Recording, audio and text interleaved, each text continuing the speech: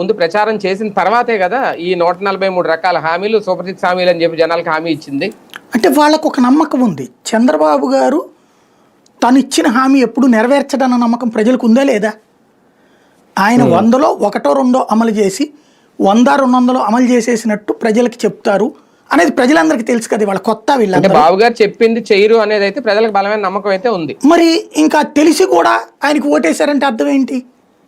ఇప్పుడు పోనీ ఎప్పుడో 25 ఏళ్ల క్రితం అయితే మనకు తెలియకపోవచ్చు, ఎందుకంటే 2004 ఎన్నికలు అప్పుడు కాబట్టి. ఆయన మారతారని అనుకున్నారని నేను అనుకోను.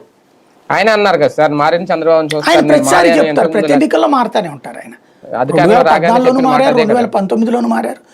ఆ మార్పు ఏంటంటే టువార్డ్స్, అంటే ఇక్కడ మీరు ఆయనలోని దేశభక్తిని గుర్తించాలి. అంటే ఆయన విజనరీ ఎలాంటిదంటే, ఇప్పుడు అందరూ చదివేశారనుకోండి, కూలీలు ఎక్కడ దొరుకుతారు మనకి?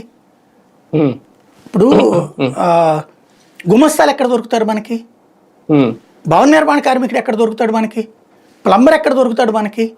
కాబట్టి ఎక్కువ చదువుకోకూడదు, ఒక వర్గం చదువుకోవాలి, డబ్బున్నోడు చదువుకోవాలి, మధ్యతరగతోడు ఆ చదువుకునేటటువంటి సంస్థల్ని పోషించాలి వాడు ఆశలతో. 2047కి ఆంధ్ర సింగపూర్ అవుతుంది, $3 ట్రిలియన్ వెళ్ళిపోతుంది. భారతదేశం ఇప్పుడు దాదాపు $3.5 ట్రిలియన్ ఎకానమీ భారతదేశాన్ని, ప్రపంచంలో 3వ స్థానంలో ఉన్నాం. ఇండియా